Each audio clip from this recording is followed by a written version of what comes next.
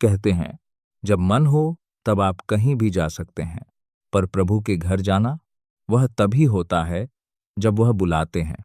सोचो, एक पल, जिंदगी की रोज की भीड़, रोज का शोर, रोज का दर्द, एक थकी हुई आत्मा जो कुछ तलाश कर रही है। सुकून, शांति, एक पल का चैन, और तब निकलता है इंसान यात्रा पर। यात्रा खुशी देती है, बिल्कुल देती है, पर क्या वह पूरी तरह सुखदायी होती है? असली सुकून तो घर पर ही मिलता है, और प्रभु का घर वह कोई साधारण जगह नहीं। अब ध्यान से सुनो। आप निकले हैं दिल्ली से केदारनाथ की यात्रा पर। पहले घंटों तक ट्रैफिक, गर्मी, सर्दी, रुक रुक कर चलती गाड़ी। फिर ऋषिकेश आता है और आत्मा थोड़ी सांस लेती है। पहाड़ शुरू होते हैं, झरने दिखते हैं, दिल थोड़ा खिलता है। सेल्फी होती है, हंसी आती है। साथ वाले दोस्तों के साथ गप्पें, वक्त कब निकल जाता है पता ही नहीं चलता। 20-22 घंटे का सफर। फिर शुरू होती है वह यात्रा, पैदल, पहाड़ पर, एक एक कदम बोझिल। शरीर दर्द करता है, पैर जवाब देने लगते हैं, सांस लेनी मुश्किल हो जाती है, पर अंदर कुछ है जो रोकता नहीं, खींचता रहता है ऊपर की तरफ। और जब बाबा सामने आते हैं, वह एक झलक, बस एक पल, और सब भूल जाता है। थकान गायब, दर्द कहाँ गया पता नहीं। आंखों में आंसू हैं पर चेहरा मुस्कुरा रहा है। यही तो भक्ति है। पर यहां रुको, एक सवाल जो शायद तुमने कभी सोचा नहीं। इतनी लंबी यात्रा, इतना दर्द, इतनी थकान, और जब प्रभु के दरवाजे पर पहुंचे, धक्का मिला।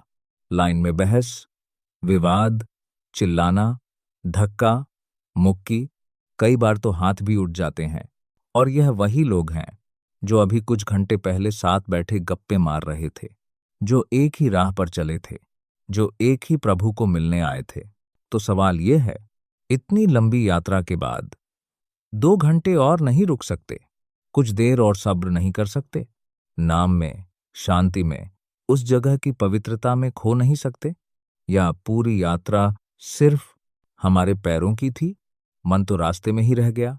अब एक और बात ध्यान से। मैं कई गुरुद्वारों में गया हूं, वहां कोई धक्का नहीं होता, वहां कोई बहस नहीं होती।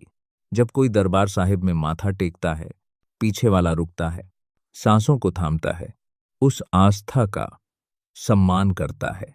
और जो माथा टेक रहा होता है, उसे भी पता है कि संगत पीछे है।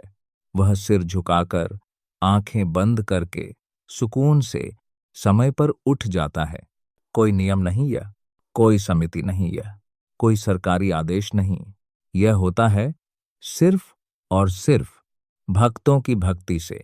और सेवा, दूर दूर से लोग आते हैं गुरुद्वारों में सिर्फ सेवा करने। झाड़ू लगाते हैं, बर्तन मांजते हैं, लंगर बनाते हैं, और खुशी से करते हैं, क्योंकि यह उनके प्रभु का घर है। हम शिवरात्रि पर देखो, जन्माष्टमी पर देखो, मंदिर के बाहर गंदगी, अंदर गंदगी, फूलों के ढेर, प्रसाद के टुकड़े, प्लास्टिक के गिलाफ, और हम सोचते हैं यह तो पुजारी का काम है।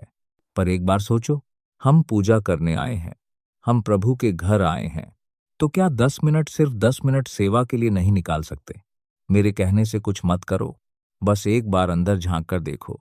क्या वह यात्रा सिर्फ शरीर की थी, या मन भी साथ था? क्या दर्शन हुआ, या सिर्फ आंखें खुली थीं? प्रभु सब देखता है।